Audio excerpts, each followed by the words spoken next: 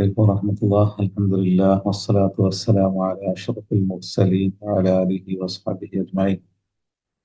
പ്രിയമുള്ള സഹോദരന്മാരെ, എല്ലാവരിലും അല്ലാഹുവിന്റെ രക്ഷയും കരുണയും ഉണ്ടാവട്ടെ എന്ന് പ്രാർത്ഥിക്കുകയാണ്.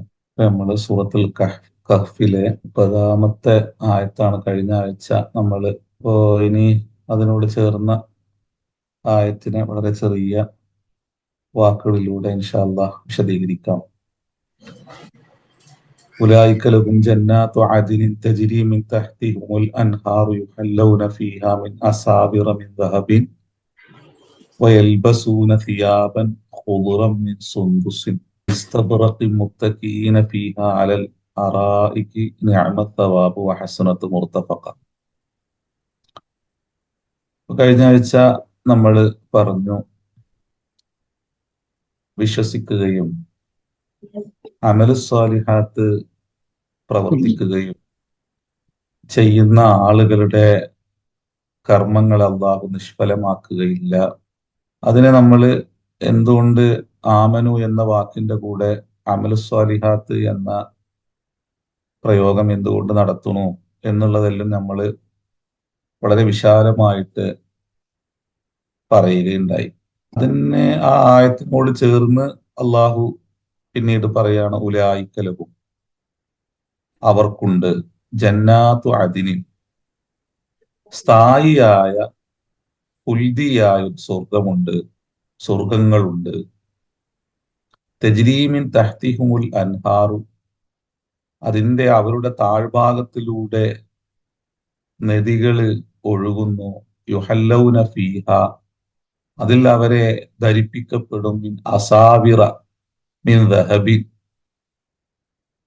സ്വർണത്താലുള്ള കൈവളകൾ അവരെ അണിയിക്കപ്പെടും. വയൽബസൂന, അവർ ധരിക്കുകയും ചെയ്യും, സിയാബൻ ഖുദറൻ, പച്ച വസ്ത്രങ്ങൾ, മീൻ സുന്ദുസിൻ, സുന്ദുസ് എന്ന് പറഞ്ഞാൽ ലോലമായ പട്ടിനാലുള്ള, വ ഇസ്തബ്രഖിൻ, കുറച്ച് കട്ടിയുള്ളതുമായ വ്യത്യസ്ത പട്ടു വസ്ത്രങ്ങളെ അവർ ധരിക്കും. മുത്തഖീന ഫീഹ അലൽ അറായിക്ക്, അതുപോലെ തന്നെ അവര് അലങ്കരിച്ച കട്ടിലുകളിൽ അവര് ചാരിയിരിക്കുകയും ചെയ്യും. നിഅമത് സവാബു, എത്ര വിശിഷ്ടമായ പ്രതിഫലം, വഹസുനത്ത് മുർത്തഫഖ, എത്ര ഉത്തമമായ വിശ്രമ കേന്ദ്രം. ഈ ആയത്തിന് ഒറ്റ നോട്ടത്തിൽ നമ്മള് നോക്കിക്കഴിഞ്ഞാല് ഇതിലെ ആശയങ്ങളും അതുപോലെ തന്നെ ചർച്ചാ വിഷയങ്ങളെല്ലാം നമുക്ക് വ്യക്തമാണ്. കൂടുതലൊന്നും പറയാനോ വിശദീകരിക്കാനോ ഒന്നുമില്ല.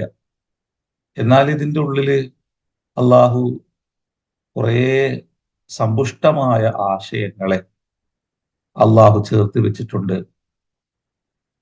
എന്താണ് ഉലൈക ലഹും, അവർക്കുണ്ട് എന്ന് പറഞ്ഞാല് ആ ഉലൈക എന്നുള്ളത് കൊണ്ട് അള്ളാഹു ഉദ്ദേശിക്കുന്നത് ആരെയാണ്? ഇന്നല്ലദീന ആമനു വഅമിലുസ് സ്വാലിഹാത്തി, ഈ പറഞ്ഞ അള്ളാഹുവിനെ അഗാധമായി മനസ്സിലാക്കി സ്രഷ്ടാവിനെ ഉൾക്കൊണ്ട് അമലുസ്വാലിഹാത്ത് ചെയ്യുന്ന അവർക്കുണ്ട് എന്നാണ്. എന്തുകൊണ്ടാണ് അവരെ മാത്രം എടുത്തു പറഞ്ഞത് എന്ന് വെച്ചാല്, നമ്മൾ കഴിഞ്ഞ ആഴ്ച വിശദീകരിച്ചു, ഈ അമലുസ്വാലിഹാത്തിന്, അത് അമലുസ്വാലിഹാത്ത് ആകുക എന്നുള്ളതിന് പണ്ഡിതന്മാര് 4 നിബന്ധനകൾ മുന്നോട്ട് വെക്കുന്നുണ്ട്. ഒന്ന്, ഇൽമുണ്ടായിരിക്കണം, നിങ്ങൾ ചെയ്യുന്ന പ്രവൃത്തിയെ കുറിച്ച് വ്യക്തമായ ധാരണ ഉണ്ടായിരിക്കണം, ഞാൻ എന്താണ് ചെയ്യുന്നത്. പിന്നെ അതുപോലെ തന്നെ ആ പ്രവൃത്തിയെ കുറിച്ച് ചെയ്യുമ്പോൾ മനസ്സും ചിന്തയും അതിൽ ലയിച്ചുകൊണ്ടായിരിക്കണം ആ കർമ്മം ചെയ്യേണ്ടത്. വെറുതെ നമ്മള് തോന്നിയതുപോലെ ഒരു കർമ്മത്തെ അങ്ങ് അനുഷ്ഠിക്കലല്ല, നിയ്യത്ത് എന്നുള്ളത് അനിവാര്യമാണ്.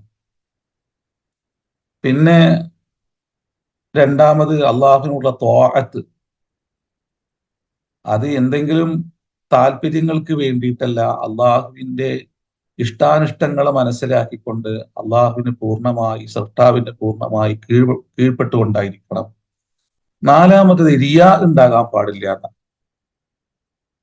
താൻ ചെയ്യുന്ന ഈ പ്രവൃത്തിയെ മറ്റുള്ളവർ കാണുക, അങ്ങനെ അവരുടെ അവരുടെ വാക്കുകളിലും കേട്ട് ഇങ്ങനെ പുളകം കൊള്ളുക, അല്ലെങ്കിൽ മറ്റുള്ളവർ കാണുന്നതിൽ ഇങ്ങനെ ഒരു ആനന്ദം കൊള്ളുക, ഞാൻ എന്തോ സുഹൃതങ്ങളിൽ അനുഷ്ഠിക്കുന്ന ആളാണ് എന്ന് തോന്നുമാത്രയിലുള്ള ഒരു കർമ്മങ്ങൾ അനുഷ്ഠിക്കുക. അതില്ലാതെ പൂർണ്ണ നിഷ്കളങ്കമായിട്ട് പ്രപഞ്ചനാഥനായ സ്രഷ്ടാവിന്റെ പ്രീതി മാത്രം ഉദ്ദേശിച്ചുകൊണ്ട് ചെയ്യുന്ന ആളുകൾ അതാണ് ഉലായിക്കലും. അവർക്കുണ്ട് ജന്നാത്തു അദിനി, സ്ഥായിയായ സ്വർഗമുണ്ട്. അപ്പൊ അതെന്ന് പറഞ്ഞ ഒരു സ്വർഗത്തിന്റെ പേരാണ്. പണ്ഡിതന്മാര് പല രൂപത്തിൽ ഇതിനെ വിശദീകരിക്കുന്നുണ്ട്. അതിന് എന്ന് പറഞ്ഞാൽ എന്താണ്? ചില ആളുകൾ പറയും അത് പിന്നെ ഒരു സ്ഥായിയായ ഇടത്തെ സൂചിപ്പിക്കാൻ വേണ്ടിയിട്ടാണ്. പിന്നെ അതിൽ കടന്നാൽ ഇങ്ങോട്ട് പുറത്തേക്ക് വരാൻ പറ്റില്ല. അപ്പൊ അങ്ങനത്തെ ഒരു ഇടത്തെയാണ് അള്ളാഹു അതിലൂടെ സൂചിപ്പിക്കുന്നത്. ഇതിൽ ധാരാളം ചർച്ചകൾ പിന്നെ മുഫസ്സിരീങ്ങൾ നടത്തുന്നുണ്ട്. ഇമാം ഷഅറാവി വിശാലമായിക്കൊണ്ട് തന്നെ സ്വർഗം, ജന്നത്ത് എന്ന വാക്കിനെ അദ്ദേഹം വിശദീകരിക്കുന്നുണ്ട്. ഈ സ്വർഗം എന്നുള്ള വാക്ക് അതിനെ ശറഈയും ലുഗവിയുമായിട്ട് എന്താണ് അതിന്റെ ശറഈയായ അർത്ഥം? അത് അല്ലദീ അഅദ്ദഹു ലിൽ മുഅ്മിനീന, മുഅ്മിനീങ്ങൾക്ക് വേണ്ടി അള്ളാഹു ഒരുക്കിയ, അവരുടെ പ്രവർത്തിക്ക് പ്രതിഫലമായി ഒരുക്കിയ ഒരു ഇടം എന്നാണ് ശറഈയായ സ്വർഗം എന്ന് പറഞ്ഞാൽ, ജന്നത്തി എന്ന വാക്കിന്റെ അർത്ഥം. എന്നാൽ ഭാഷാപരമായിട്ട് അതിന്റെ അർത്ഥം എന്താണ്? സ്വർഗം എന്ന് പറഞ്ഞാൽ അൽ മക്കാനുല്ലദീ ഫീഹി സറഉൻ, അതുപോലെ തന്നെ വ അഷ്ജാറുൻ വ സിമാറുൻ, പിന്നെ പൂന്തോപ്പുകളും നദികളും മരങ്ങളും എല്ലാം സമൃദ്ധമായി നിൽക്കുന്ന നയന മനോഹരമായ ഒരു ഇടം എന്നാണ് സ്വർഗം എന്നുള്ളത് കൊണ്ട് ഉദ്ദേശിക്കുന്നത്. അതുകൊണ്ട് മനുഷ്യൻ സ്വർഗ സമാനമായ എന്ന് പറയും. പടച്ച തമ്പുരാനിൽ വിശ്വാസമില്ലാത്തവനും പറയും സ്വർഗ സമാനമായ ഇടം എന്ന് അവൻ പറയും. അപ്പോ സ്വർഗം എന്ന് പറയുമ്പോൾ എല്ലാവരുടെയും ചിന്തയിലേക്ക് കടന്നു വരുന്ന അതിസമ്പുഷ്ടമായ, അതുപോലെ തന്നെ വിശാലമായ, എല്ലാ അനുഗ്രഹങ്ങളുടെയും ഭൂമിയായ ഒരു ഒരു ഒരു ഭൂമിയെ അവൻ, ആ ഒരു ഇടത്തെ അവൻ തന്നെ സ്വയം അവന്റെ ചിന്തയിൽ രൂപപ്പെടുത്തും അവന്. അപ്പോ അതുകൊണ്ടാണ് അതിന് ലുഗവിയായ, ഭാഷാപരമായ അർത്ഥം പണ്ഡിതന്മാര് പറയുന്നത്. പക്ഷെ ഈ ജന്നത്ത് എന്ന് പറയുന്ന ആ വാക്ക് ഒരു ജീവം നൂനും കൂടിയ ആ ഒരു മാദത്തുണ്ടല്ലോ, അതിന് പിന്നെ അതിനെ പല രൂപത്തില് പിന്നെ ഖുർആൻ ഉപയോഗിക്കുന്നുണ്ട്. അറബി ഭാഷയിൽ തന്നെ ആ വാക്ക് പല രൂപത്തിൽ വരുന്നത് നമുക്ക് കാണാൻ പറ്റും. ഉദാഹരണമായിട്ട് പിന്നെ ജുനൂന്, സ്വർഗം എന്ന് പറഞ്ഞാല് അത് മറച്ചു പിടിച്ച, അല്ലെങ്കിൽ അതിന്റെ ഉള്ളിൽ പലതുകൊണ്ടും നിറഞ്ഞു നിൽക്കുന്ന, എല്ലാവർക്കും എത്തിപ്പെടാൻ പറ്റാത്ത, എന്നാൽ ചിലർക്ക് മാത്രം എത്തിപ്പെടാൻ പറ്റുന്ന ഒരു പിന്നെ അനുഭൂതിദായകമായ ഒരു ഇടമാണ്. അതുകൊണ്ട് തന്നെ അതിൽ ചില മറകളുണ്ട്, അതിൽ ചില പിന്നെ ചുറ്റും വേലികൾ നിർമ്മിച്ച് അതിനെ വലയം ചെയ്തിരിക്കും. അപ്പോ ഈ ജീമും നൂനും ചേർന്ന് വരുന്ന ചില പദങ്ങൾക്ക് അങ്ങനെ ഒരു ആശയം എല്ലാത്തിലും കാണാൻ പറ്റും. ഒരു മറക്കുള്ളിൽ, അല്ലെങ്കിൽ മറയുടെ പിറകിൽ, അല്ലെങ്കിൽ വലയം ചെയ്തത് എന്നെല്ലാം അർത്ഥമുള്ള. അപ്പൊ ജുനൂൻ എന്ന് പറഞ്ഞാൽ എന്താണ്? നമ്മുടെ ചിന്തയെ മറക്കുന്ന ഒരു പ്രത്യേക അവസ്ഥാവിശേഷത്തിനാണ് ജുനൂൻ എന്ന് പറയുക, ഭ്രാന്ത് എന്ന് പറയാം. അതുപോലെ തന്നെ ജിന്ന്, നമ്മൾ എപ്പോഴും കേൾക്കുന്ന ഒരു പ്രയോഗമാണ് ജിന്ന് എന്നുള്ളത്. അത് മഹ്ലൂഖുൻ, അതൊരു പിന്നെ സൃഷ്ടി, നമുക്ക് കാണാൻ പറ്റാത്തൊരു സൃഷ്ടിയാണ്. അപ്പൊ നമ്മളുടെ ദൃഷ്ടികൾക്ക് അപ്പുറമുള്ള ഒരു സൃഷ്ടിയാണ്. അതുപോലെ തന്നെ ജുന്നത്ത്, ജുന്നത്ത് എന്ന വാക്ക് നമ്മൾ കേൾക്കാറില്ലേ? അതിന്റെ അർത്ഥം എന്താണ്? ദിർ എന്നാണ് പറയാ, പരിച, ഒന്നിനെ തടുക്കാൻ വേണ്ടിയിട്ട് ഉപയോഗിക്കുന്ന ഒരു സാധനമാണ് എന്ത്? ജുന്നത്ത് എന്ന് പറയുന്നത്. ഈ ജീമും നൂനും ചേർന്ന് വരുന്ന പിന്നെ വാക്കുകൾക്കെല്ലാം തന്നെ ഈ രൂപത്തിൽ ഒരു മറ, അല്ലെങ്കിൽ ഭിത്തി, അല്ലെങ്കിൽ പിന്നെ വലയം ചെയ്തിരിക്കുന്ന ഒരു പ്രത്യേക പ്രദേശം എന്നുള്ള ഒരർത്ഥം ഈ പൊതുവെ ഈ രണ്ട് വാക്കുകൾ ചേർന്ന് വരുന്ന പിന്നെ ഈ രണ്ട് അക്ഷരങ്ങൾ ചേർന്ന് വരുന്ന വാക്കുകൾക്ക് ഉണ്ടാവും. അപ്പൊ അള്ളാഹു പടച്ച തമ്പുരാന് ഇവിടെ നമ്മളോട് സ്വർഗത്തെ കുറിച്ച് സംസാരിക്കുക. നമ്മള് സ്വർഗം എന്ന് പറഞ്ഞതിനെ നമ്മൾ കണ്ടിട്ടൊന്നുമില്ല, പക്ഷെ നമ്മുടെ ഭാഷയിൽ നമ്മൾ ആ വാക്ക് ഉപയോഗിക്കുന്നുണ്ട്. നമ്മൾ ജീവിക്കുന്ന ഒരു ഭൂമികയില് സ്വർഗം എന്ന് നമ്മൾ ഉപയോഗിക്കുന്ന, അങ്ങനെ ഉപയോഗിച്ച് നമ്മൾ കാണുന്ന കുറെ ഇടങ്ങളുണ്ട്. അതിനെ ആ രൂപത്തിൽ നമ്മൾ വിശേഷിപ്പിക്കുന്നുണ്ട്. അപ്പൊ ഈ ഭൗതിക ലോകത്ത് നമ്മൾ കാണുകയും നമ്മുടെ സങ്കല്പങ്ങളിൽ പിന്നെ രൂപപ്പെടുന്ന അതിമനോഹരമായ ഒരു ഇടത്തെ നമ്മൾ സ്വയം അറിയുന്നത് കൊണ്ട് തന്നെ നമുക്ക് അറിയുന്ന ഒരു ഭാഷയിൽ അള്ളാഹു വിശ്വാസികൾക്ക് വേണ്ടി ഒരുക്കിയ ഒരു ഇടത്തെ അള്ളാഹു നമുക്ക് പറഞ്ഞു തരികയാണ്. അതുകൊണ്ട് സ്വർഗം എന്ന വാക്ക് അള്ളാഹു ഉപയോഗിക്കുകയാണ്. അത് നമ്മൾ ഈ ഭൗതിക ലോകത്ത് ഉപയോഗിക്കുന്നുണ്ട് എന്നുള്ളതാണ്. അതുകൊണ്ടാണ് ആ വാക്ക് ഉപയോഗിക്കുന്നത്. കാരണം നമ്മൾ ഇതുവരായിട്ടും അത്തരം ഒരിടത്ത് എത്തിയിട്ടില്ല. ഇൻഷാ അല്ലാഹ് എത്താൻ പോകുന്നേ ഉള്ളൂ. അപ്പൊ കാണുന്നതിന് മുമ്പേ ഒരു വിഷയത്തെക്കുറിച്ച് നമ്മളോട് ആ വാക്ക് ഉപയോഗിച്ച് നമ്മളോട് സംസാരിക്കുമ്പോൾ നമുക്ക് അതിനെക്കുറിച്ച് അറിവുണ്ടാവണമല്ലോ. അപ്പോ നമ്മൾ ഈ ഭൗതിക ലോകത്ത് നമ്മൾ ആ രൂപത്തിലുള്ള ചില ഇടങ്ങളെ കാണുന്നുണ്ട്. ആ ചില പ്രത്യേക പിന്നെ പൂക്കളും അരുവികളും അതുപോലെ തന്നെ നദികളും അങ്ങനെ തുടങ്ങിയിട്ടുള്ള പിന്നെ ചില മനോഹരമായ ഇടങ്ങളെ മനുഷ്യൻ സ്വയം തന്നെ അത്തരം ഒരു വാക്കുകൊണ്ട് അവൻ വിശേഷിപ്പിക്കുന്നുണ്ട്. അതുകൊണ്ട് അള്ളാഹു ആ ഒരു വാക്ക് ഉപയോഗിച്ചുകൊണ്ട് നാളെ സുഹൃതം അനുഷ്ഠിക്കുന്ന ഒരു സമൂഹത്തിന് ഒരുക്കി വെച്ചൊരിടത്ത് അള്ളാഹു പരിചയപ്പെടുത്തി കൊടുക്കുകയാണ്. എന്നാൽ അവിടെ ചില പ്രത്യേകതകൾ അള്ളാഹു ഉപയോഗിക്കും. മനുഷ്യൻ അവനറിയുന്ന ഒരു വാക്കിനെ അവനോട് പ്രയോഗിക്കുകയും എന്നാൽ അതിനെ വേറിട്ടതാക്കാൻ അവനറിയാത്ത, അവൻ കാണാത്ത ഒന്നുകൊണ്ട് അതിനെ വിശേഷിപ്പിക്കുകയും ചെയ്യും. ഇങ്ങനെയാണ് അള്ളാഹു സത്യവിശ്വാസികൾക്ക് ഒരുക്കി വെച്ച ഒരിടത്ത് അള്ളാഹു നമുക്ക് വിശദീകരിച്ചു തരിക. അതുകൊണ്ടാണ് ജന്നാത്തു അദിൻ എന്ന് ഉപയോഗിച്ചത്. അപ്പോൾ സ്ഥായിയായ ഒരു സ്വർഗം എന്ന് പറയുമ്പോൾ അങ്ങനെ ഒരു പിന്നെ സ്ഥായി ഭാവം ഭൗതിക ലോകത്ത് ഉണ്ടാകുക എന്നുള്ളത് ഉണ്ടാവില്ല. നമ്മളൊരു ഒരു ഒരു സ്ഥലത്ത് പ്രവേശിക്കുന്നു, അവിടെ ഒരു ഒരു ഒരു നിർണിത സമയം ഉണ്ടാവുള്ളൂ. അത് കഴിഞ്ഞ് നമ്മൾ പുറത്തു പോകണം, അല്ലെങ്കിൽ നമ്മൾ അവിടുന്ന് വിട പറഞ്ഞ് നമ്മൾ പോകും.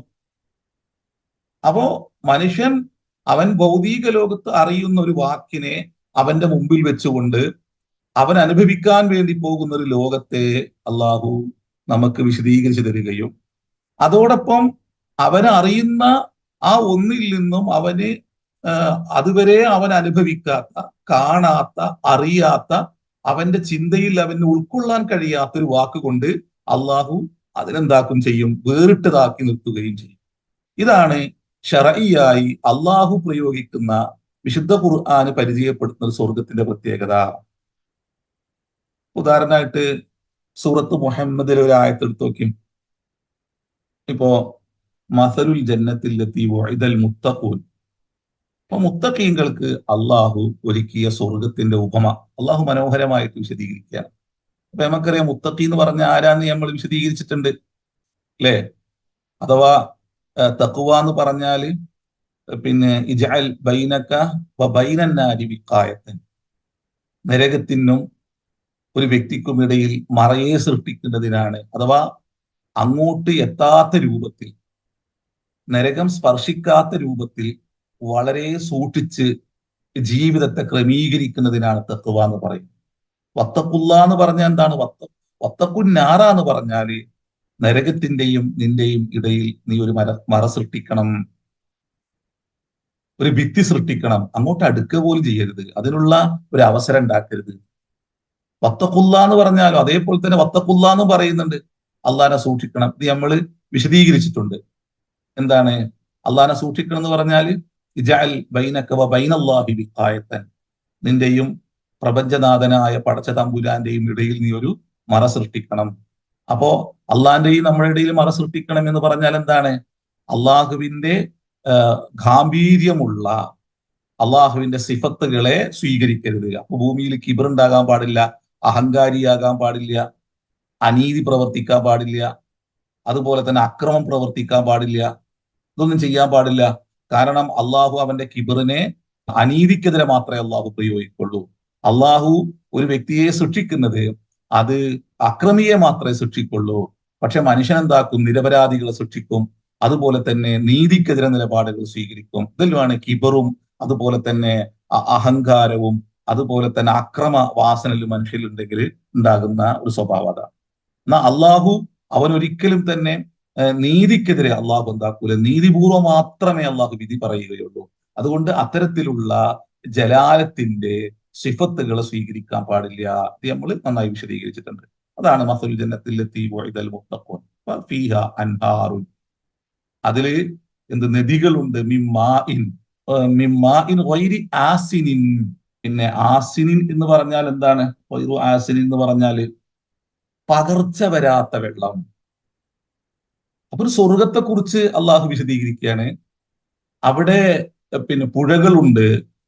ആ പുഴയിലെ വെള്ളത്തിന്റെ പ്രത്യേകത എന്താണ്? ഒരിക്കലും തന്നെ പകർച്ച വരില്ല എന്നുള്ളതാണ്. എന്നാൽ ഭൂമി ലോകത്തുള്ള വെള്ളത്തിൽ നിന്ന് അതിനെ വ്യത്യസ്തമാക്കുന്നത് ഈ ഒരു പ്രയോഗം കൊണ്ടാണ്, അല്ലെങ്കിൽ ഈ ഒരു വിശേഷണം കൊണ്ടാണ്. വെള്ളം അത് ചില സമയങ്ങളിൽ ശുദ്ധമായിട്ടൊഴുകും, ചില സമയങ്ങളിൽ അശുദ്ധമായിട്ടൊഴുകും. അതിൽ പകർച്ച, പിന്നെ അതിന്റെ രുചി ഭേദങ്ങളിൽ വ്യത്യാസങ്ങൾ സംഭവിച്ചുകൊണ്ടിരിക്കും. ഇതാണ് ഭൗതിക ലോകത്തെ വെള്ളം. സ്വർഗീയ ലോകത്തുള്ള വെള്ളത്തെക്കുറിച്ച് മനുഷ്യന് അവന് ഈ ഭൗതിക ലോകത്ത് തന്നെ കാണുന്ന ഒന്നിനെ മുമ്പിൽ വെച്ച് അവനോട് അവിടെയുള്ള വെള്ളത്തെക്കുറിച്ച് പറയുകയും അതോടൊപ്പം എന്നാൽ ഇതിൽ നിന്ന് വ്യത്യസ്തമാണ്, അതിനെ ഒരു തമയ്യുസാക്കിക്കൊണ്ട്, അതിനെ വേറിട്ടതാക്കിക്കൊണ്ട് മറ്റൊരു പ്രയോഗം അള്ളാഹു നടത്തും ചെയ്യാണ്. അൻഹാറുമിൻ ലബനിൻ, അതുപോലെ തന്നെ അവിടെ എന്തുണ്ട്? പുഴകളുണ്ട്, പാലിനാലുള്ള പുഴകളുണ്ട്. ലം യതഗയ്യർ ത്വഅമുഹു, രുചിഭേദം വരാത്ത പാലിനാൽ ഒഴുകുന്ന. അപ്പൊ പാലിൽ കുറച്ച് വെച്ച് കഴിഞ്ഞാൽ അതിൽ രുചിമാറ്റം സംഭവിക്കും, ചിലപ്പോൾ നാശായി പോകും. ഭൗതിക ലോകത്ത് പാൽപ്പുഴയുണ്ട്. ആ പാൽപ്പുഴയുടെ പ്രത്യേകത എന്താണ്? അത് ഒരിക്കലും തന്നെ അതിന്റെ ആ രുചി ഒരിക്കലും തന്നെ പിന്നെ മാറ്റം വരില്ല. അത് ഉള്ള ഒന്നിൽ തന്നെ ഇങ്ങനെ ഒഴുകിക്കൊണ്ടിരിക്കും. ആ ഒരു രുചി എപ്പോഴും നിലനിന്നുകൊണ്ടിരിക്കും. അത് ഈ ഭൗതിക ലോകത്തുള്ള പാലിനുണ്ടാവില്ല, അത് മാറിക്കൊണ്ടേയിരിക്കും.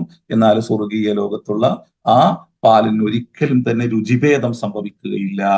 പിന്നെയോ വീണ്ടും പറയാണ് അൻഹാറുമിൻ ഹംരിൻ, അതുപോലെ തന്നെ മദ്യപ്പുഴകളുണ്ട്. ലദ്ദത്തിൽ ലിശാരിബീൻ, കുടിക്കുന്നവർക്ക് ആസ്വാദ്യമായ എന്നിന്റെ മദ്യത്തിന്റെ പുഴയുണ്ട്. അപ്പൊ ഇവിടുത്തെ മദ്യം എന്ന് പറഞ്ഞാൽ എന്താണ്? മനുഷ്യന്റെ ചിന്തയെ നശിപ്പിക്കുന്ന, അവന് കുടിക്കുമ്പോ അത് ഒരു ആസ്വദിച്ചുകൊണ്ടല്ല കുടിക്കുക. നമുക്ക് ഈ ഒരു വാക്കിനെ ഇങ്ങനത്തെ ആൾക്കാർക്ക് കേട്ടാൽ പെട്ടെന്ന് തിരിയും. ആർക്ക്? ഈ ലദ്ദത്തിൽ ഷാരിബി എന്ന് പറയുന്നുണ്ടല്ലോ, അവർക്ക് വേഗം തിരിയും. കാരണം ഇത് നമ്മൾ കാണുക മാത്രമാണ് ചെയ്യുന്നത്, അല്ലേ? ആളുകള് മദ്യം കുടിക്കുന്നു, എന്നിട്ട് അവർ റോഡിൽ വീകുന്നു. അവർക്ക് പിന്നീട് ഒരു സുഖമില്ലല്ലോ, അവരുടെ ചിന്ത അങ്ങ് മറഞ്ഞു പോവുകയാണ് ചെയ്യുന്നത്. അല്ലെങ്കിൽ താൽക്കാലികമായിട്ട് അവർ പ്രത്യേക ഒരു അവസ്ഥാവിശേഷത്തിലേക്ക് പോവുകയാണ്. അത് അവരുടെ മനസ്സിനെ, ചിന്തയെ നശിപ്പിക്കുന്നു.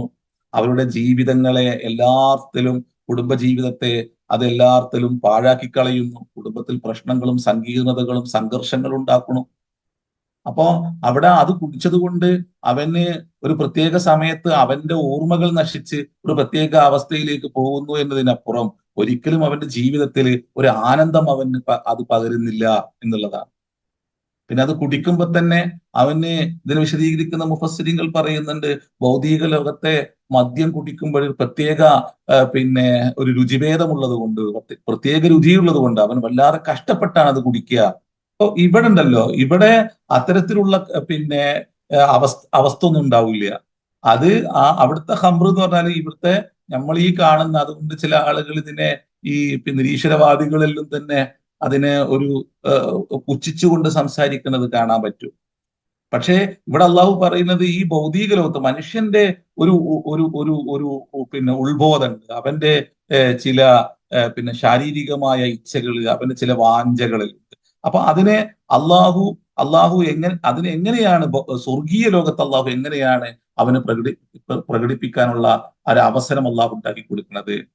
അതിനെ എല്ലാ തിന്മയിൽ നിന്നും, എല്ലാ പിന്നെ മോശമായ അവസ്ഥാന്തരീക്ഷത്തിൽ നിന്നും അവരെ മാറ്റിക്കൊണ്ടുപോയിട്ട് ഏറ്റവും ശുദ്ധമായ ഒരു അവസ്ഥയിൽ അതിനെ രുചിക്കുവാനും അതിനെ ആസ്വദിക്കുവാനുമുള്ള ഒരു അവസ്ഥ അള്ളാഹു ഉണ്ടാക്കി കൊടുക്കുന്നത്. അതുകൊണ്ടാണ് അൻഹാറുമിൻ ഖംറിൻ ലദ്ദത്തിൽ ലിശാരിബീൻ, കുടിക്കുന്നവർക്ക് പിന്നെ രുചിയുള്ള ആസ്വദിച്ചു കുടിക്കുന്ന ഒരു ഹംറുണ്ട് എന്നാ, അല്ലാതെ ഈ ഭൗതിക ലോകത്തുള്ള ഹംറുണ്ട് എന്നല്ല. പക്ഷെ ആ ഹംറിനെ കുറിച്ച് പറയുമ്പോൾ ഇവിടെയുള്ള അവൻ കാണുന്ന, അവൻ അറിയുന്ന ഒന്നിനെ അവന്റെ മുമ്പിൽ വെക്കുന്നു. എന്നാൽ അതിന് വേറൊന്നുകൊണ്ട് അള്ളാഹു എന്താക്കുന്നു, അതിനെ വേറിട്ടതാക്കി മാറ്റുകയും ചെയ്യുന്നു. അങ്ങനെയാണ്. പിന്നെ വൻഹാറുമിൻ അസലിൻ, അതുപോലെ തന്നെ അസൽ എന്ന് പറഞ്ഞാൽ എന്താണ്? തേൻപുഴയുണ്ട്. മുസഫ, മുസഫ എന്ന് പറഞ്ഞാൽ ശുദ്ധീകരിക്കപ്പെട്ട തേൻ. ഇപ്പൊ നമ്മൾ തേനെല്ലാം എടുത്ത് കൊണ്ടുവന്ന് എന്താക്കണം? നമ്മൾ അതിനെ ശുദ്ധീകരിക്കണം. നമ്മൾ അതിന്റെ ആ ഈ ഇതിന്റെ തേനീച്ചക്കൂടിൽ നിന്ന് അത് എടുത്തു കൊണ്ടുവന്ന് അത് പിഴിഞ്ഞ് നമ്മൾ വീണ്ടും തുണിയിലാക്കി അതിനെ നന്നായിട്ട് അരിച്ചെടുത്ത് നമ്മൾ എന്താക്കണം? അതിനെ ശുദ്ധീകരിക്കണം. അല്ലെങ്കിൽ മറ്റെന്തെങ്കിലും മാർഗത്തിലൂടെ അതിനെ ശുദ്ധീകരിച്ചെടുക്കണം. എന്നാൽ അവിടെ ഒഴുകി വരുന്ന തേൻ തന്നെ എല്ലാം കൊണ്ടും ശുദ്ധീകരിച്ച് ഒഴുകി വരുന്ന തേനാണ്. അപ്പൊ ഭൗതിക ലോകത്ത് മനുഷ്യൻ തേനെന്ന് പറയുമ്പോൾ അവന്റെ ചിന്തയിൽ വരുന്ന ഒന്ന്, അതിനെ വെച്ചുകൊണ്ട് തേനിനെ കുറിച്ച് പറയുകയും, എന്നാൽ ആ തേനിനെ ഭൗതിക ലോകത്ത് അവൻ അതിനെ ഉപയോഗിക്കുന്ന, കാണുന്ന ഒന്നിൽ നിന്നും വ്യത്യസ്തമായ വേറൊരു വിശേഷണം കൊണ്ട് അവിടെയുള്ള തേൻപുഴയെ അള്ളാഹു വേറിട്ടതാക്കി അവന്റെ മുമ്പിൽ പരിചയപ്പെടുത്തി കൊടുക്കുകയും ചെയ്യുന്നു. അതുകൊണ്ടാണ് മനുഷ്യൻ അറിയുന്ന ഒരു വാക്കിനെ, അവൻ ഉപയോഗിക്കുന്ന ഒരു വാക്കിനെ അവൻ നാളെ അനുഭവിക്കാൻ പോകുന്ന അനുഗ്രഹങ്ങളെ വിശദീകരിക്കാൻ വേണ്ടി അള്ളാഹു ഉപയോഗിക്കുന്നതിനോടൊപ്പം ഭൗതിക ലോകത്ത് അവൻ കാണുകയോ അറിയുകയോ ചെയ്യാത്ത, അവൻ അതുവരെ അറിഞ്ഞിട്ടില്ലാത്ത ഒന്നുകൊണ്ട് അതിനെ പൂർണ്ണമായും വേറിട്ടതാക്കി അള്ളാഹു നിർത്തുകയും ചെയ്യുന്നു. പിന്നെ അദിൻ എന്ന വാക്കിനെ വിശേഷിപ്പിച്ചതുപോലെ മറ്റു സൂറത്തുകളിൽ അള്ളാഹു ഇത്തരത്തിലുള്ള വാക്കുകൾ കൊണ്ടുവന്ന് വിശദീകരിക്കുന്നതിന്റെ പിന്നിലുള്ള തേട്ടതൊക്കെയാണ്. പിന്നെ അതുകൊണ്ടാണ് അള്ളാഹു ഇവിടെ എന്ത് പറയുന്നത്? ജന്നാത്തു അദിനിൻ തജിരി. ഇപ്പൊ ജന്നാത്ത് ഒരു പ്ലൂറൽ ഇവിടെ ബഹുവചനം എല്ലായിടങ്ങളിലും ഉപയോഗിക്കുന്നത് കാണാൻ പറ്റും. എന്നാല് ആദം നബി അലൈഹി ഇസ്ലാമിനെ ഇവിടെ അദിൻ എന്ന വാക്ക് ഉപയോഗിച്ചു. ജന്നാത്തുൽ ഖുൽദ് എന്ന വാക്ക് ചിലയിടങ്ങളിൽ ഉപയോഗിക്കും. അപ്പോ ഇമാം ഷഅറാവി ഇവിടെ മറ്റൊരു ചർച്ച കൊണ്ടുവരുന്നുണ്ട്. അതെന്തുകൊണ്ടെന്ന് വെച്ചാൽ ഇപ്പൊ ആദം നബി അലൈഹി ഇസ്ലാമിനെ യാ ആദം ഉസ്കുൻ അൻത വ സൗജുക്കൽ ജന്നത, നീയും നിന്റെ ഭാര്യയും ഈ സ്വർഗത്തിൽ താമസിക്കുക. ഒരു സ്വർഗീയ ലോകത്ത് വളരെ അനുഭൂതിദായകമായ എല്ലാ അനുഗ്രഹങ്ങളുടെയും എല്ലാ അനുഗ്രഹങ്ങളും ചേർത്ത് വെച്ച ഒരിടത്ത് മനുഷ്യൻ അള്ളാഹു സൃഷ്ടി തന്നെ നീ താമസിക്കൂ എന്ന് പറഞ്ഞു എന്നുള്ളതാണ്. അത് ഒരിക്കലും തന്നെ ഈ പറഞ്ഞ സ്വർഗവുമായിട്ട് അതിന് ബന്ധമില്ല എന്നാണ് ഇമാം ഷഅറാവി വിശദീകരിക്കുന്നത്. സ്വർഗത്തിൽ നിന്ന് പുറത്താക്കി എന്ന് പറയുന്നത് അത് ഈ ജന്നത്തുൽ ഖുൽദിൽ നിന്ന് പുറത്താക്കി എന്നല്ല പറയുന്നത്. മനുഷ്യൻ അള്ളാഹു സൃഷ്ടിച്ചത് എന്തിനു വേണ്ടിയിട്ടാണ്? ഇന്നി ജാഇലുൻ ഫിൽ അർദി ഖലീഫ, ഭൂമിയിൽ അള്ളാഹുവിന്റെ ബലിഷ്ഠമായ സംവിധാനങ്ങളുടെ ന്യൂനമായ മോഡൽ അവതരിപ്പിക്കാനാണ് അള്ളാഹു മനുഷ്യനെ സൃഷ്ടിക്കുന്നത്. അതിനാണ് ഖലീഫ എന്ന് ആ വാക്ക് ഉപയോഗിക്കുന്നത്. പ്രതിനിധി എന്നുള്ളതിനപ്പുറം ഖലീഫ എന്ന വാക്കിനുള്ള ഇമാം ഇബ്നു കസീറിനെ പോലെയുള്ള, ഷഅറാബിയെ പോലെയുള്ള പണ്ഡിതന്മാർ അതിനെ വിശേഷിപ്പിക്കുന്നത് അള്ളാഹു മറ്റൊരു ആയത്തിന് വിശദീകരിച്ചുകൊണ്ടാണ്. അഥവാ അതിൽ നിങ്ങൾ നിർമ്മിതികൾ നടത്താൻ വേണ്ടിയിട്ട്. അപ്പോ നിർമ്മിതികൾ ഈ പ്രപഞ്ചത്തിലേക്ക് ഇങ്ങനെ നോക്കിയിട്ട് നമ്മൾ കാണുന്ന ഓരോന്നിന്റെയും മറ്റൊരു മോഡൽ ഉണ്ടാക്കും. അങ്ങനെ മനുഷ്യനെ തന്നെ അത്ഭുതപ്പെടുത്തും. അവൻ കാണുന്ന ഓരോന്നിന്റെ പിറകിലുള്ള താല്പര്യങ്ങളെ അവൻ അന്വേഷിച്ച് നടക്കും. അതിന്റെ പിറകിലുള്ള അത്ഭുതങ്ങളെ തേടി നടക്കും. എന്നിട്ട് അതിലൂടെയെല്ലാം തന്നെ പുതിയ പുതിയ തിയറികൾ കണ്ടെത്താൻ, അല്ലെങ്കിൽ അതിനെ വെച്ചുകൊണ്ട് പുതിയ പുതിയ നിർമ്മിതികൾ നടത്താനുള്ള വാഞ്ചയും ത്വരയും മനുഷ്യനിലുണ്ട്.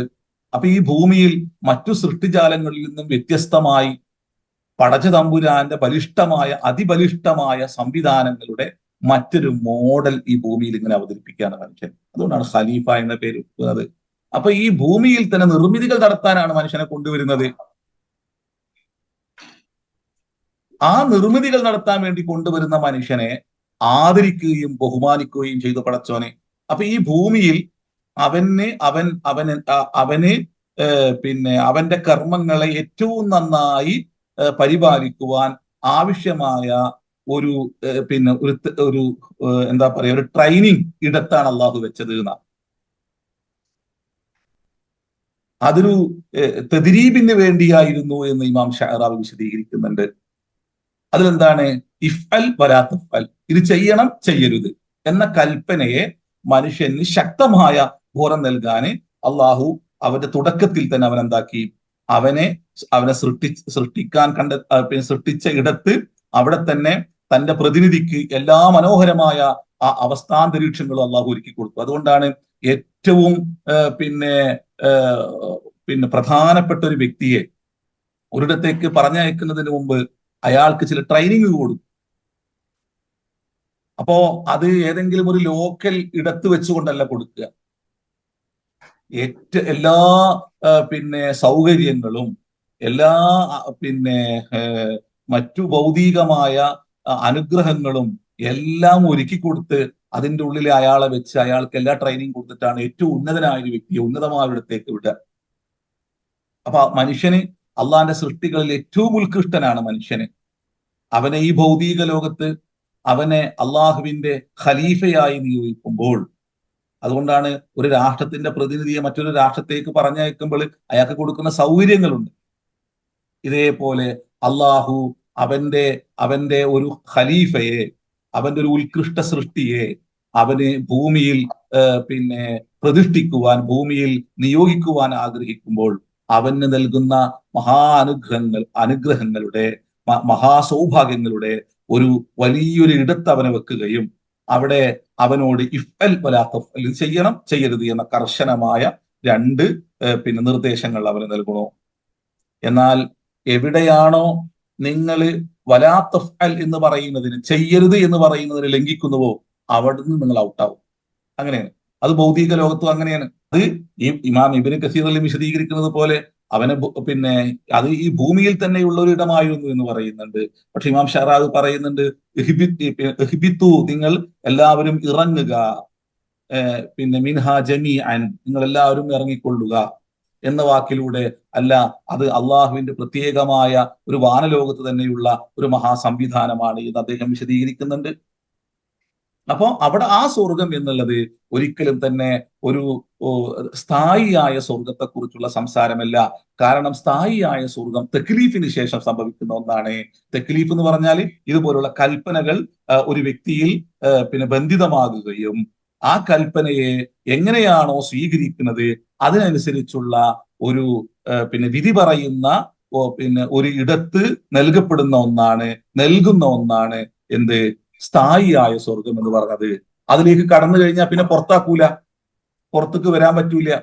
അവിടെ പിന്നെ അവന് പിന്നെ എല്ലാ അർത്ഥത്തിലും അള്ളാഹു അവിടെ മരണത്തെ ഇല്ലായ്മ ചെയ്യുകയും, നമ്മൾ ഇതിനു മുമ്പ് പറഞ്ഞിട്ടുണ്ട് എങ്ങനെയാണ് യൗമുൽ ഖിയാമയിൽ അള്ളാഹു മരണത്തെ ഇല്ലാതെയാക്കും നമ്മൾ വിശദീകരിച്ചിട്ടുണ്ട്. അങ്ങനെ ആ മരണത്തെ അങ്ങ് ഇല്ലാതെയാക്കുകയും പിന്നെ സ്ഥായിയായ ഒരു ജീവിത അവസ്ഥയിലേക്ക് അയാൾ പ്രവേശിക്കുകയും ചെയ്യും. അപ്പോഴ് ആദം നബി അലൈഹി സ്വലാം പുറത്തു വന്ന സ്വർഗം എന്ന് പറയുന്നത് ഈ തക്ലീഫിന് ശേഷം മനുഷ്യനെ വിധി പറഞ്ഞുകൊണ്ട് അവന് നൽകുന്ന ഒരു സ്വർഗത്തെ കുറിച്ചുള്ള സംസാരമല്ലാതെ അവിടുന്ന് പുറത്താക്കി എന്നുള്ളതല്ല. മറിച്ച് അവന് വേണ്ടി അവന്റെ ട്രെയിനിങ്ങിന്റെ ഭാഗമായി അവന് വേണ്ടി അള്ളാഹു ഒരുക്കിയ ഒരു മഹാലോകത്തെ കുറിച്ചുള്ള ചർച്ചയാണ് അവിടെ നടക്കുന്നത് എന്ന് ഇമാം വിശദീകരിക്കുന്നുണ്ട്. അപ്പൊ ഇവിടെ പിന്നെ ലഹും ജന്നാത്തു അദിനിൻ തജ്രി മിൻ തഹ്തിഹുമുൽ അൻഹാർ, സൂറത്ത് തൗബയില് മാത്രാണ് ഇതിൽ നിന്ന് വേറിട്ട ഒരു പ്രയോഗം അള്ളാഹു നടത്തുന്നത്.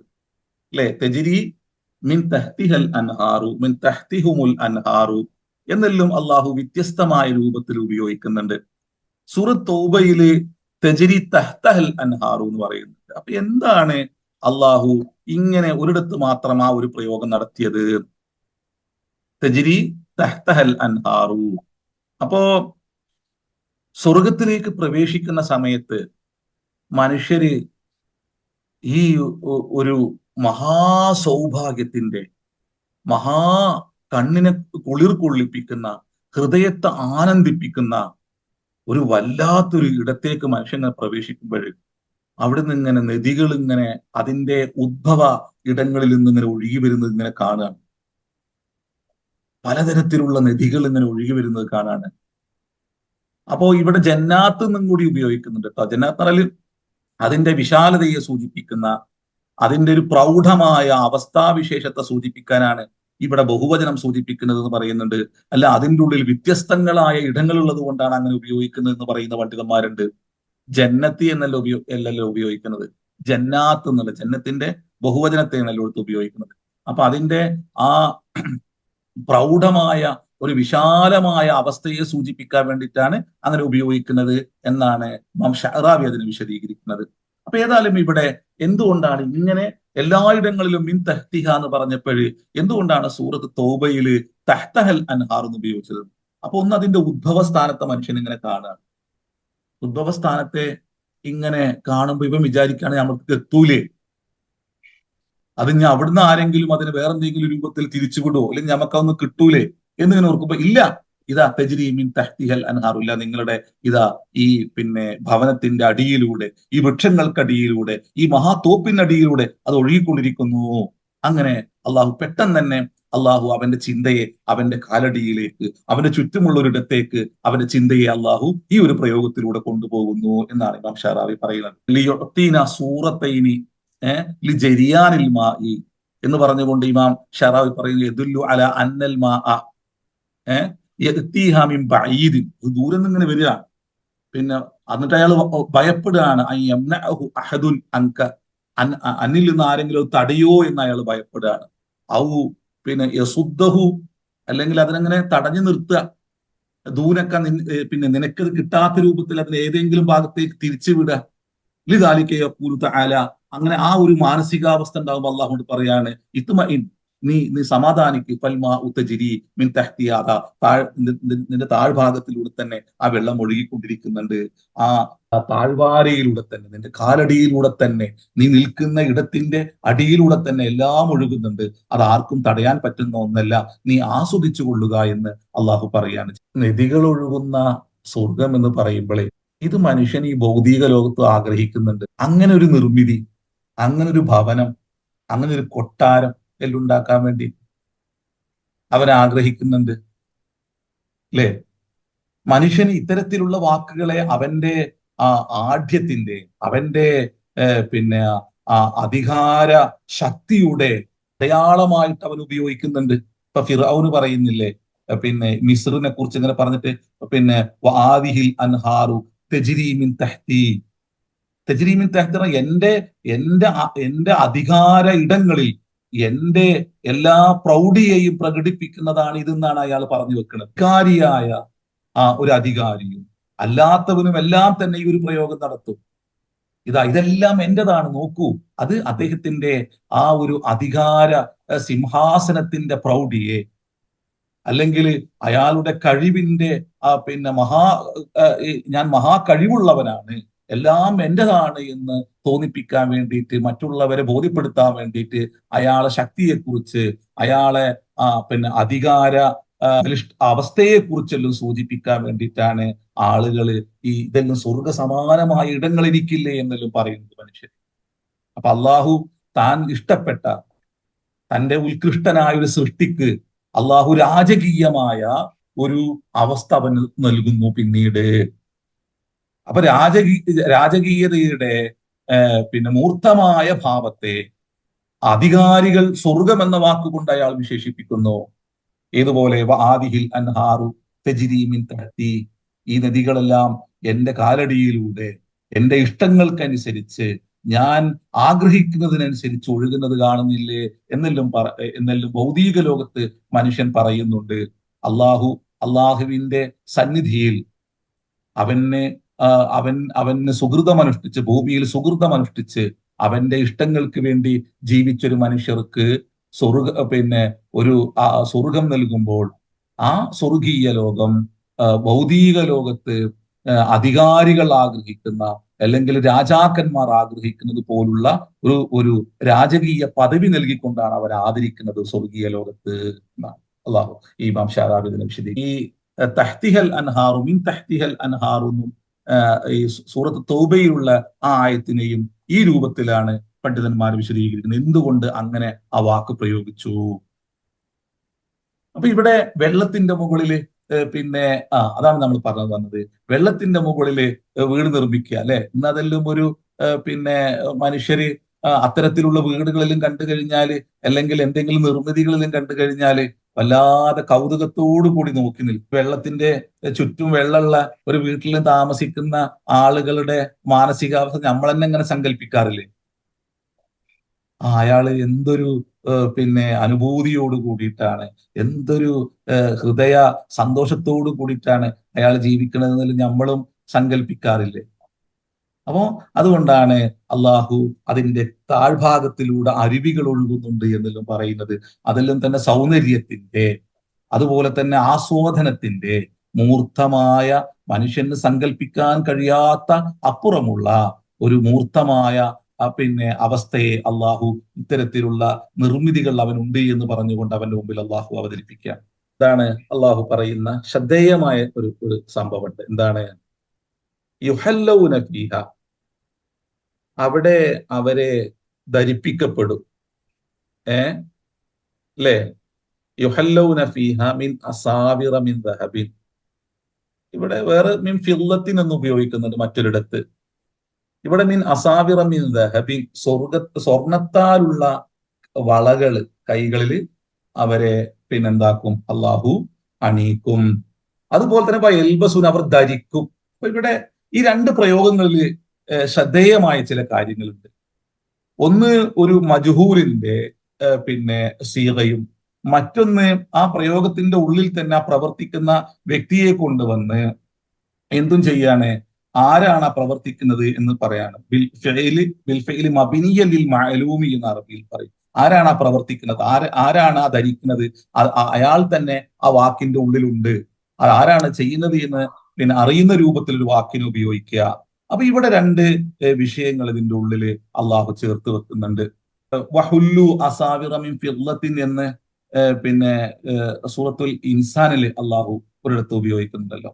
അപ്പൊ ഇവിടെ എന്തുകൊണ്ടാണ് ഈ രണ്ട് പിന്നെ മഅറൂഫിന്റെയും മജ്ഹൂലിന്റെയും രണ്ട് പ്രയോഗങ്ങളെ അള്ളാഹു കൊണ്ടുവന്നത് എന്ന്? ഒന്ന് ധരിപ്പിക്കപ്പെടും എന്ന് പറയുന്നു, ഒന്ന് ധരിക്കും, പിന്നെ അവര് ഉടുക്കും എന്ന് പറയുന്നു. അപ്പോ ആ ഉള്ള വ്യക്തി തന്നെയാണ് പിന്നെ വസ്ത്രം ധരിക്കുന്നത്. എന്നാൽ അയാളല്ലാത്ത മറ്റൊരാള് അയാളെ ധരിപ്പിക്കപ്പെടുകയാണ് ചെയ്യുന്നത്. ഇതിന്റെ പിന്നെ ഈ പ്രയോഗത്തിന്റെ ഉള്ളിലുള്ള പിന്നെ രഹസ്യം എന്താണ്, അല്ലെങ്കിൽ അതുകൊണ്ട് അള്ളാഹു എന്താണ് അർത്ഥമാക്കുന്നത്, നമ്മൾ എന്താണ് അതിലൂടെ അള്ളാഹു പഠിപ്പിക്കുന്നത് എന്നുള്ളതാണ്. ഈ സ്വർണം എല്ലാം ധരിക്കുക എന്നുള്ളത് അത് നമുക്ക് വളരെ അനിവാര്യമായ ഒരു സാധനമൊന്നുമല്ല. ഇവിടെ അള്ളാഹു ധരിപ്പിക്കപ്പെടുന്നു എന്ന് പറയുമ്പോൾ അള്ളാന്റെ ഫضലാണ്. ഇത് നിങ്ങളുടെ പ്രവൃത്തി കൊണ്ട് നിങ്ങൾക്ക് കിട്ടുന്നതല്ല, അത് അള്ളാന്റെ ദാനമാണ് എന്ന് ആദ്യം അള്ളാന്റെ ഫضലാണ് എന്ന് പറയാൻ വേണ്ടിയിട്ടാണ് യുഹല്ലൗന എന്ന് അള്ളാഹു ഉപയോഗിച്ചത്. എൽബസൂന എന്ന് പറയുമ്പോൾ അത് അവരുടെ തന്നെ പ്രവൃത്തിയുടെ പ്രവൃത്തിക്ക് അവർ തന്നെ അതിനുള്ള പ്രതിഫലമായിട്ട് അവർ തന്നെ പിന്നെ സ്വീകരിക്കുന്ന ഒന്നാണ്. യുഹല്ലൗന ഫീഹാ മിൻ അസാബിറ എന്ന് പറയുമ്പോൾ അത് ബിഫളി മിനല്ലാഹ്, അത് അള്ളാഹുവിന്റെ ചില ഫള് കൊണ്ട് ലഭിക്കുകയാണ്. അപ്പൊ ഇവിടെ അള്ളാഹു ഫളിനെ അള്ളാഹു പിന്നെ ആദ്യം പറയുകയും രണ്ടാമത് നിങ്ങളുടെ പ്രവൃത്തിക്ക് പിന്നെ പ്രതിഫലമായി അള്ളാഹു നൽകുന്ന ഒന്നിനെ കുറിച്ചും പറയുന്നു എന്നുള്ളതാണ്. സ്വർണം ധരിക്കുക, കിരീടം ധരിക്കുക, അല്ലെങ്കിൽ മറ്റു എന്തെങ്കിലും പിന്നെ അലങ്കൃതമായ വസ്ത്രങ്ങൾ ധരിക്കുക എന്നുള്ളതും തന്നെ അനിവാര്യമായ ഒന്നല്ല. പക്ഷെ ഇവിടെ അള്ളാഹു അതെല്ലാം അവന്റെ ഫضലായിട്ട് നൽകുകയാണ്.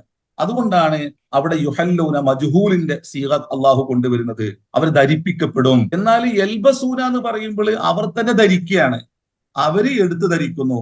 അത് അവർ തന്നെ ചെയ്ത കർമ്മത്തിന്റെ മുക്കാബലയിൽ അതിന്റെ പ്രതിഫലമായി അവർ തന്നെ സ്വീകരിക്കുന്ന ഒന്നാണ്. അപ്പൊ അതുകൊണ്ടാണ് നബി സല്ലല്ലാഹു എന്നാൽ അതും അള്ളാഹുവിന്റെ ഒരു ഫضൽ തന്നെയാണ്. എന്നാൽ അതുകൊണ്ട് നബി സല്ലല്ലാഹു അലൈഹി വസല്ലം തങ്ങൾ പറയുന്ന ഒരു വർത്താനം, ലൈ യദ്ഖുല അഹദുക്കും പിന്നെ അൽ ജന്നത്ത്, നിങ്ങളിൽ ആരും സ്വർഗത്ത് കടക്കൂല ബി അമലിഹി, അവന്റെ അമല് കൊണ്ട്. ഖാലു വലാ അൻത യാ റസൂലല്ലാഹ്, അല്ലാഹുവിന്റെ റസൂലേ അങ്ങും അങ്ങനെ തന്നെയാണോ? റസൂലുള്ള പറയാണ്, വലാ അന, എന്റെ അവസ്ഥ അങ്ങനെ തന്നെയാണ്. അള്ളാഹു അവന്റെ റഹ്മത്ത് കൊണ്ട് എന്നെ പൊതിഞ്ഞാലല്ലാതെ, എന്നെ മൂടിയാലല്ലാതെ. അപ്പോ അതുകൊണ്ട് നിങ്ങളുടെ പ്രവൃത്തി കൊണ്ട് ധരിക്കുമ്പോഴും നിങ്ങൾ പറയണം. അമ്മ ഷറാബി പറയുന്നുണ്ട് അത് മിൻ ഫദ്ലില്ല എന്ന് പറയണം എന്നാണ്. അപ്പൊ നമ്മൾ ഈ ഭൗതിക ലോകത്ത് ചില കർമ്മങ്ങൾ അനുഷ്ഠിക്കും, അതിന് പ്രതിഫലമായി നമുക്ക് വലുത് കിട്ടും. ആ കിട്ടുന്ന സമയത്തും ഇതെല്ലാം അള്ളാന്റെ ഫضലാണ് എന്ന് പറയണം എന്നാണ്. അതുകൊണ്ടാണ് സുലൈമാൻ നബി അലൈഹിസ്സലാം തന്റെ മുഴുവൻ അനുഗ്രഹങ്ങളെയും നോക്കിക്കൊണ്ട്, എല്ലാ നിർമ്മിതികളെയും നോക്കിക്കൊണ്ട്, രാജകീയമായ പ്രൗഢമായ അദ്ദേഹത്തിന്റെ അധികാര സ്ഥാനങ്ങൾ നോക്കിക്കൊണ്ട് അദ്ദേഹം പറയുന്നത് ഹാദാ മിൻ ഫദ്ലി റബ്ബി, ഇതെല്ലാം റബ്ബിന്റെ ഫضലാണ്. ലിയബ്ലുവനി അഷ്കുറു അം അക്ഫുറു, ഞാൻ ഇത് നന്ദി കാണിക്കുന്നുവോ നന്ദികേട് കാണിക്കുന്നുവോ എന്നെ പരീക്ഷിക്കാൻ വേണ്ടിയിട്ടാണ്. അപ്പൊ ഇവിടെ അള്ളാന്റെ ഫضലിനെ അള്ളാഹു ആദ്യം പറയുകയും പിന്നീട് മനുഷ്യന്റെ കർമ്മങ്ങൾക്ക് അനുസരിച്ച് അവന് ലഭിക്കുന്ന ഒന്നിനെ പറയുകയും ചെയ്യുന്നു. അതുകൊണ്ടാണ് ഇവിടെ ഈ രൂപത്തിൽ രണ്ട് വാക്കിനെ ഉപയോഗിച്ചത്. ഏതുപോലെ യുഹല്ലൗന എന്ന് പറയുകയും പിന്നെ എൽബസൂന അവർ ധരിക്കുന്നു എന്ന് ഉപയോഗിക്കുകയും ചെയ്തത്. അപ്പൊ അള്ളാഹുവിന്റെ ഒന്ന് ഫضലിനെ കുറിച്ച്, പടച്ച തമ്പുരാന്റെ അനുഗ്രഹത്തെ കുറിച്ച് പറയുകയും മറ്റൊന്ന് മനുഷ്യന്റെ തന്നെ കർമ്മത്തിനുള്ള പ്രതിഫലമായി അവൻ തന്നെ സ്വീകരിക്കുന്ന ഒന്നിനെ അള്ളാഹു എടുത്തു കാട്ടുകയും ചെയ്യുന്നു. എന്നാൽ അതും അള്ളാഹുവിന്റെ ഫضലാണ്. അതുകൊണ്ട് ഇമാം ഷറാബി പറയുന്നുണ്ട്, അപ്പോൾ നിങ്ങൾ പറയൂ, നിങ്ങളുടെ തന്നെ കർമ്മത്തിന്റെ പ്രതിഫലമായി നിങ്ങൾക്ക് വല്ലതും കിട്ടുമ്പോൾ ആ സമയത്തും നിങ്ങൾ പറഞ്ഞുകൊള്ളണം ഹാദാ മിൻ ഫദ്ലി റബ്ബി, ഇതും എന്റെ റബ്ബിന്റെ ഫضലാണ് എന്ന് നിങ്ങൾ പറയണം. ആ പറയുന്നതിലേക്ക് മനുഷ്യന്റെ ചിന്തയെ കൊണ്ടുപോകാൻ വേണ്ടി അള്ളാഹു അവന് ലഭിക്കുന്ന ഏതൊന്നിനെയും അവന്റെ കർമ്മങ്ങൾക്കപ്പുറമുള്ള ഒന്നിനെ വിശേഷിപ്പിക്കുമ്പോൾ അള്ളാഹുവിന്റെ ഫضലാണ് എന്ന് അവനെ ബോധ്യപ്പെടുത്തുന്നു.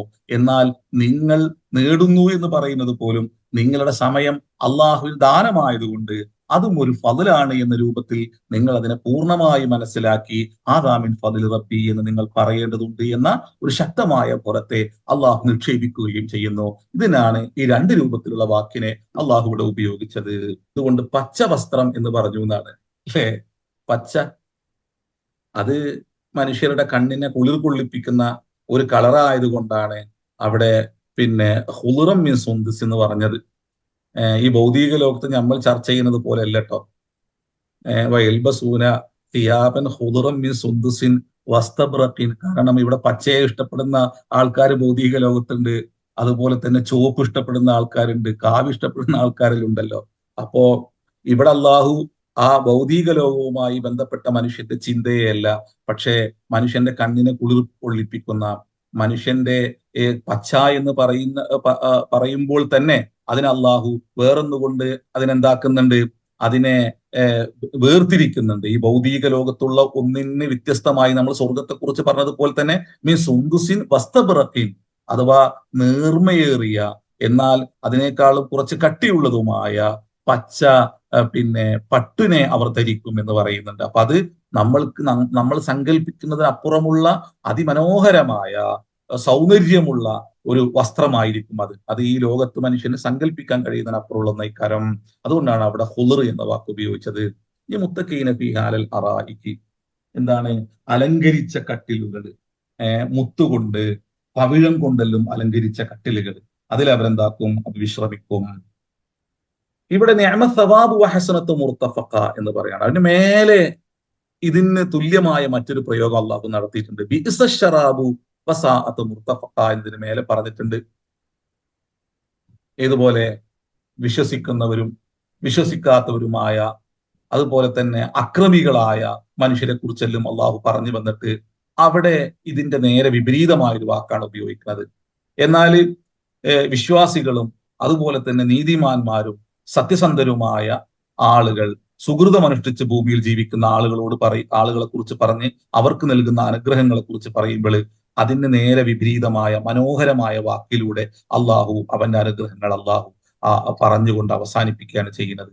നിഅമ സവാബു വഹസുനത മുർത്തഫഖ, നിഅമ സവാബു, എത്ര വിശിഷ്ടമായ പ്രതിഫലമാണ്, അതുപോലെ തന്നെ എത്ര ഉത്തമമായ വിശ്രമ കേന്ദ്രമാണ് എന്ന് പറഞ്ഞുകൊണ്ട് അവന് നൽകിയ മഹാനുഗ്രഹങ്ങളുടെ മഹാസൗഭാഗ്യങ്ങളുടെ ആ സ്വർഗീയ ലോകത്തിന്റെ അനുഭൂതികളെ അള്ളാഹു അവന്റെ മുമ്പിൽ പറഞ്ഞ് അള്ളാഹു ആ ഒരു വാക്കുകൊണ്ട് ഇതിനെ അവസാനിപ്പിക്കുക. നമ്മൾ ഇനി മറ്റൊരു ചർച്ചയിലേക്ക് കടക്കുകയാണ്. ഇത്രയും പറഞ്ഞു വന്നത് അസ്ഹാബിൽ കഹ്ഫിനെ കുറിച്ച് പറഞ്ഞു വന്നിട്ടാണ്. അപ്പോ ഇതെല്ലാം ആർക്കുള്ളതാണ് എന്ന് ഇനി ഈ ചർച്ച അവസാനിക്കുമ്പോൾ ഒന്ന് പിറകോട്ട് തിരിഞ്ഞു നോക്കിയാൽ മതി. ആരിൽ നിന്നാണ് ഈ ചർച്ച തുടങ്ങുന്നത്?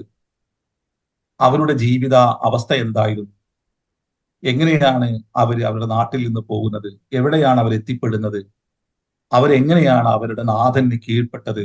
എങ്ങനെയാണ് അവരുടെ സമയവും സമ്പത്തും ജീവിതവും അവർ സമർപ്പിച്ചത് എന്നെല്ലാമുള്ള ഒരു ചർച്ച ഇതിന് മുമ്പ് നടന്നിട്ടുണ്ട്.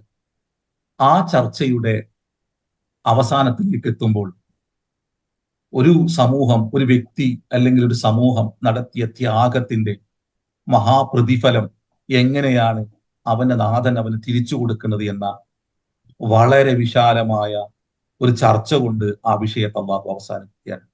അതിനുശേഷം മറ്റൊരു വിഷയത്തിലേക്ക് സൂറത്തുൽ കഹ്ഫ് കടക്കുകയും ചെയ്യാണ്. അത് ദജ്ജാലുമായി ബന്ധപ്പെട്ട രണ്ടാമത്തെ വിശേഷണത്തെ സൂചിപ്പിക്കുകയാണ് ഇനിയുള്ള ഇവിടുന്ന് അങ്ങോട്ടുള്ള ചർച്ചകളിലൂടെ അള്ളാഹു ചെയ്യുന്നത്. ആദ്യത്തെ ദജ്ജാലിന്റെ പിന്നെ ഇടപെടൽ സത്യവിശ്വാസികളെ ക്രൂരമായി പീഡിപ്പിക്കുന്നു എന്നുള്ളതാണ്.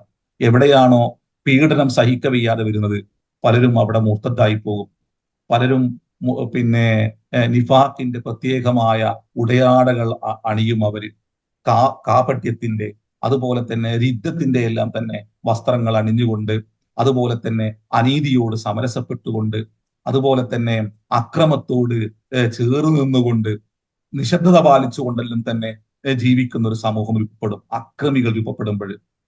എന്നാൽ ആ അക്രമത്തോട് സന്ധിയില്ലാത്ത നിലപാടുകൾ സ്വീകരിക്കുകയും സത്യവും നീതിയും പുലരണമെന്ന് ആഗ്രഹിക്കുകയും മനുഷ്യരോടുള്ള ബന്ധങ്ങൾ ഊഷ്മളമായിരിക്കണമെന്ന് ആഗ്രഹിക്കുകയും അത് അവന്റെ നാഥന് വേണ്ടിയുള്ള പ്രപഞ്ചനാഥനായ ഈ പ്രപഞ്ചത്തെ സൃഷ്ടിച്ച് അതിനെ ഏറ്റവും നന്നായി പരിപാലിച്ച് കൊണ്ടുപോകുന്ന അള്ളാഹുവിന്റെ കൽപ്പനയുടെ ഭാഗമാണെന്നും ഇവിടെയുള്ള എല്ലാ സംവിധാനങ്ങളും എങ്ങനെയാണോ നീതിപൂർവം പടച്ച തമ്പുരാന്റെ നിയമത്തിന് വിധേയമായി മുട്ടാതെ പിഴക്കാതെ നടക്കുന്നത്, അതുപോലെ മനുഷ്യരും ഇതുപോലെ ജീവിക്കേണ്ടതുണ്ട് എന്ന ഉത്കൃഷ്ടമായ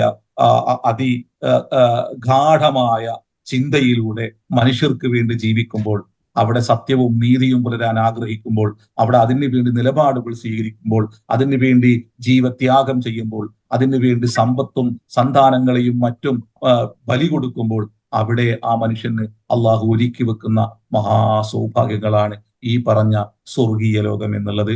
അതിനെ ആ രൂപത്തിൽ തന്നെ മനോഹരമായി അള്ളാഹു അവതരിപ്പിച്ചുകൊണ്ട് അവൻ കണ്ടുമുട്ടാൻ പോകുന്ന ലോകത്തെ, ഭൗതിക ലോകത്ത് അവന്റെ കണ്ടുകൊണ്ട് കാണാത്ത, അവനൊരിക്കലും പിന്നെ രുചിച്ചറിയാത്ത ഒരു മഹാലോകത്തേക്ക് അവന്റെ ചിന്തയെ കൊണ്ടുപോയി ഇതെല്ലാം നിങ്ങൾക്ക് ഒരുക്കി വെച്ചിരിക്കുന്നു എന്ന് അള്ളാഹു പറഞ്ഞുകൊണ്ട് അള്ളാഹു ഈ വിഷയത്തെ അവസാനിപ്പിക്കുകയാണ്. നമ്മുടെ ചിന്തയെ പിറകോട്ട് കൊണ്ടുപോയി എവിടുന്ന് തുടങ്ങി ഇതെങ്ങനെയാണ് അവസാനിപ്പിച്ചിരിക്കുന്നത് എന്ന് നമ്മൾ തന്നെ സ്വയം നോക്കുക. അള്ളാഹു നമ്മൾ അനുഗ്രഹിക്കട്ടെ. വാഖിറു ദഅവാന അൽഹംദുലില്ലാഹി റബ്ബിൽ ആലമീൻ. അസ്സലാമു അലൈക്കും.